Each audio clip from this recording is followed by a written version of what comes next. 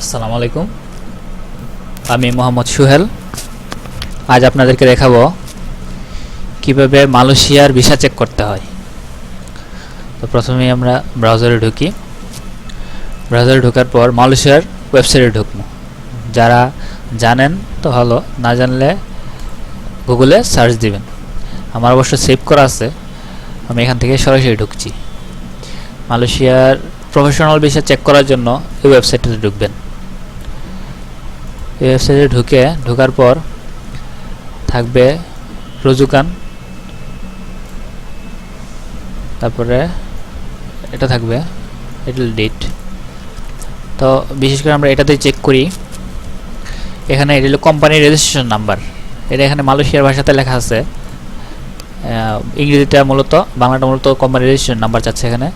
তো আমরা যে কোনো একটা কোম্পানির যে রেজিস্ট্রেশন নাম্বার, ওই রেজিস্ট্রেশন নাম্বারটা দেব। ধরেন আমি এটা দিলাম। তারপরে ডেট, আপনার যে ডেটে ভিসাটা লাগছে বা জমা হয়েছে ওই ডেটটা দিবেন।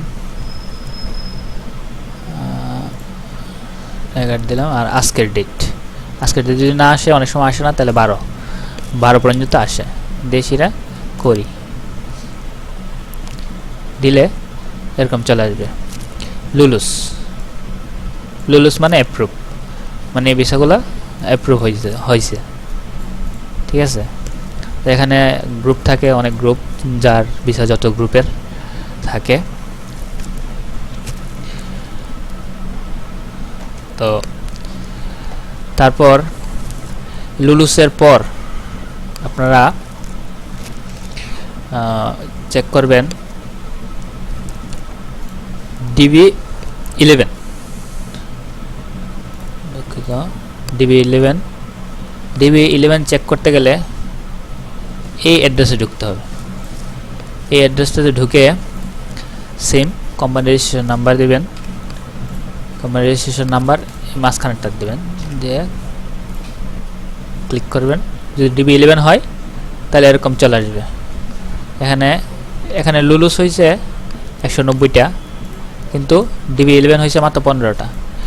একই কোম্পানি DB11 হইলে এরকম এখানে লুলুস আসবে।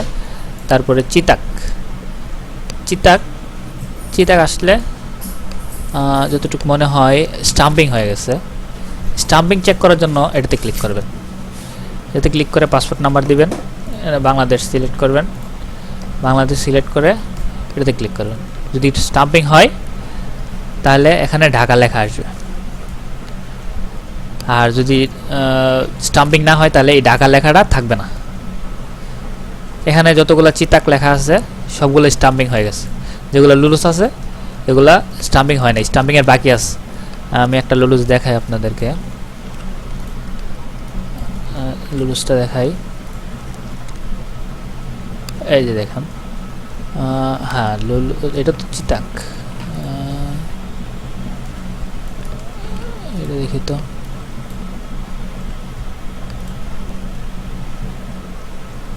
এগুলা এখানে দেখাইতেছে লুলুস, কিন্তু এখানে কিন্তু চিতাক দেখাইতেছে। এই জন্য এগুলা স্টাম্পিং হয়ে গেছে। এটা চিতাক দেখাইতেছে, তারপর ঢাকা দেখাইতেছে, তার মানে স্টাম্পিং হয়ে গেছে এগুলা।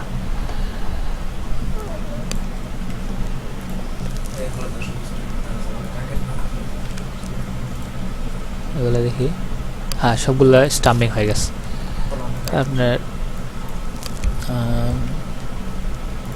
দেখি সবগুলো স্টাম্পিং হয়ে গেছে।